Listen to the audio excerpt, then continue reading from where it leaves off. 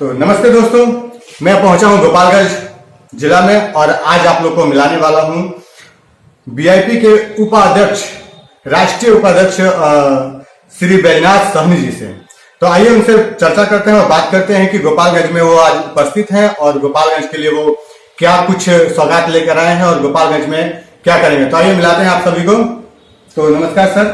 जी नमस्कार, स्वागत है आपका गोपालगंज में। जी खास करके आज आने का उद्देश्य, और एक सप्ताह से मैं करीब गोपालगंज में हूँ। गोपालगंज विधानसभा 101 का चुनाव जो हो रहा है, उपचुनाव, उसमें खास करके वीआईपी पार्टी के सुप्रीमो पूर्व मंत्री माननीय मुकेश सहनी जी के आह्वान पर और महागठबंधन के प्रत्याशी मोहन प्रसाद भगत जी को समर्थन किए, आरजेडी को समर्थन किए, उसके लिए आज हम लोग यहाँ आए हुए हैं। और एक सप्ताह से हम करीब गोपालगंज विधानसभा में कैंपिंग कर रहे हैं, गांव-गांव घूमे और वीआईपी पार्टी के जो बड़े पदाधिकारी से लेकर छोटे पदाधिकारी तक सभी लोग अपने बीच में, अपने वोटर के बीच में जाके अपना बात को मजबूती से रख रहे हैं।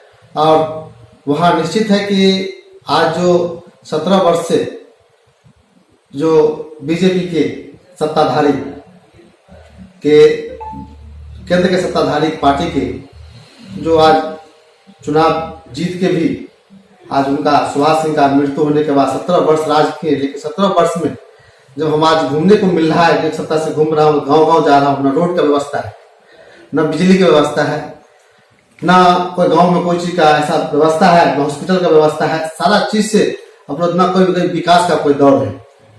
बड़ा शर्म लगता है, बड़ा दुख की बात है कि यहाँ पर इस परिस्थिति में आज लोग पंचायत स्तर से भी लोग बहुत ज्यादा विकास कर रहे हैं, लेकिन आज गोपालगंज के बड़ा दुख की बात है, इतना अच्छे अच्छे नेता, इससे पहले भी बहुत नेता सब हुए हैं, लेकिन इस तरह का विकास नहीं हो रहा। ये गोपालगंज विधानसभा का और गोपालगंज जिला का दुर्भाग्य की बात है। तो सर, वीआईपी पार्टी जो गोपालगंज में आएगी तो वो उसका क्या रोल होगा गोपालगंज के लिए? क्या सौगात मिलेगा? सौगात सबसे पहले सबको मान सम्मान दिया जाएगा, चौमुखी विकास होगा, सारा चीज जो व्यवस्था है वो चीज पर देखा जाएगा। छोटे छोटे काम को ही उसको बढ़िया से काम करना है। आज देखिए हाईवे बन रहा मार्केट में, आप देखते हुए कि मार्केट में हाईवे बन रहा है, आए दिन प्रत्येक दिन रोड जाम रहता है।